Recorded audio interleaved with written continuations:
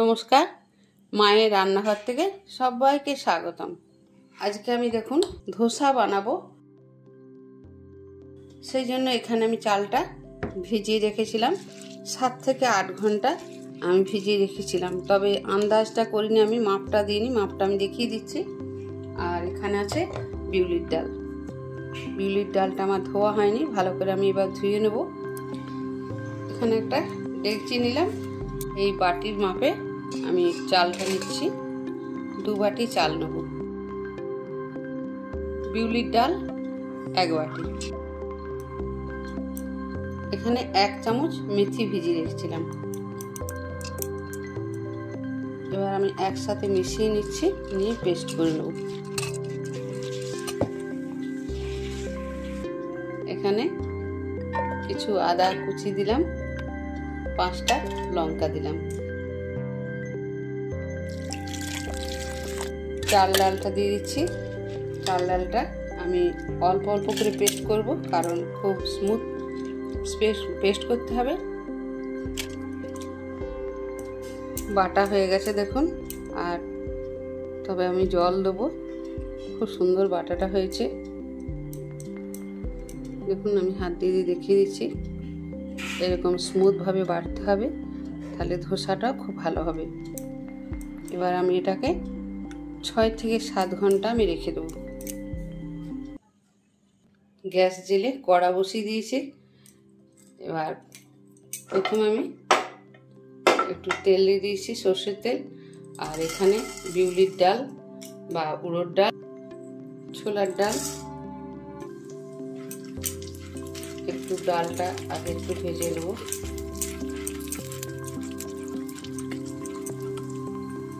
জিরে দিয়ে দিলাম, আর হলুদ, সর্ষে, হিং 1 চিমটি মতো। এবার সব একসঙ্গে খুব ভালো করে ভেজে নেব। কারি পাতা দিয়ে দিলাম, একটা শুকনো লঙ্কা দিলাম, কাঁচা লঙ্কা কুচনো দিয়ে দিলাম। এবার সব খুব ভালো করে একসঙ্গে ভেজে নেব। ধোসার যে স্টাফিংটা হয় আমি সেটাই বানিয়ে নিচ্ছি আগে। আর কাশ্মীরি লঙ্কার গুঁড়ো দিলাম, 1 চামচ ধনে গুঁড়ো দিলাম, আর 1/2 চামচ জিরে গুঁড়ো দিলাম। এবার আরেকবার খুব ভালো করে নেড়ে নেব। এবার টমেটো দিচ্ছি, 3টে টমেটো দিলাম, পরিমাণ মতো নুন দিয়ে দিলাম।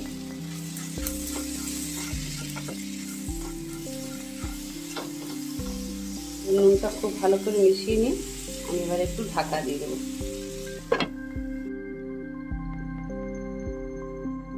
আর খুব সুন্দর ভাজাও হয়ে গেছে, টমেটোটা নরম হয়ে গেছে। টমেটোগুলো একটু খুন্তি চাপ দিয়ে দিই, আমি গলিয়ে নেবো। এখানে আমি আলু সেদ্ধ করে রেখেছিলাম, আর হাত দিয়ে আমি একটু ভেঙে ভেঙে নিয়েছি। আর খুব ভালো করে মিশিয়ে নেব।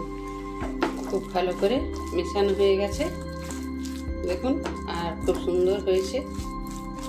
এখানে কিছু ধনেপাতা দিয়ে দিলাম, তবে আপনারা পেঁয়াজ দিয়েও করতে পারেন, পেঁয়াজ রসুন দিয়ে ফোড়ন দিয়ে করেন তো করবেন। আমি নিরামিষই বানালাম। আমি রেখে দেবো।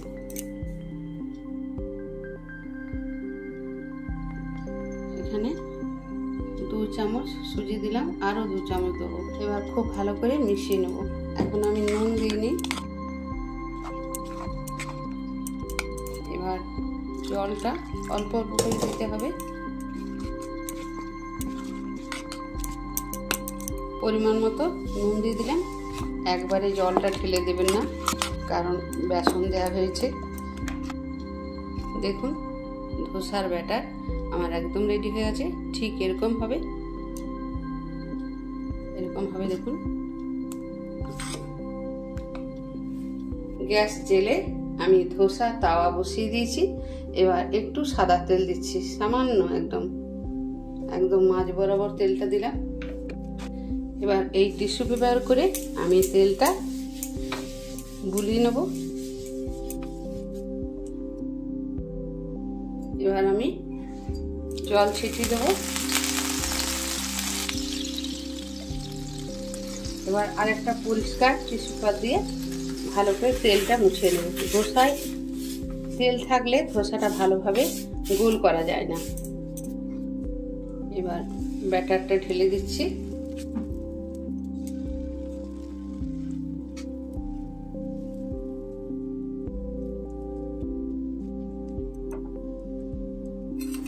এবার উপর থেকে সাদা তেল দিয়ে দিচ্ছি,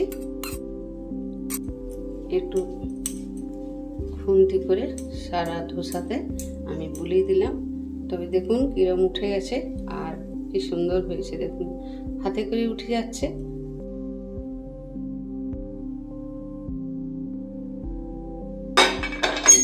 কি সুন্দর হয়েছে।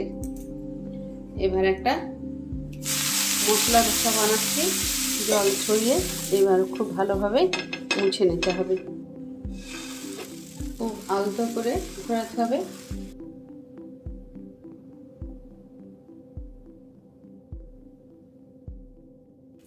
এবার যে আলু স্টাফিংটা বানিয়েছিলাম দিয়ে দিচ্ছি।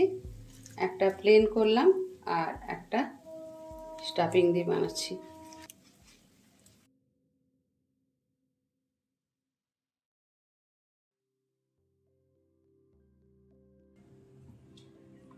ধোসা আমার একদম রেডি হয়ে গেছে। ধোসার ভিডিও আপনাদের কেমন লাগলো আপনাদের মূল্যবান মতামত জানাবেন। তবে ধোসার ব্যাটার খুব ধৈর্য সহকারে আর একটু সময় লাগে করলে ব্যাটার খুব সুন্দর হবে। আমি দেখিয়ে দিচ্ছি কতটা মুচমুচে হয়েছে দেখুন। ভিডিওটা লাইক শেয়ার সাবস্ক্রাইব করার অনুরোধ রইল। সবাই ভালো থাকুন, সুস্থ থাকুন, ধন্যবাদ। এই সাম্বারের সাথে ধোসা ভীষণ ভালো লাগে। কতটা মুচমুচে হয়েছে দেখুন, আমি সামনে থেকে নিয়ে দেখিয়ে দিচ্ছি আর হাত দিয়েও দেখুন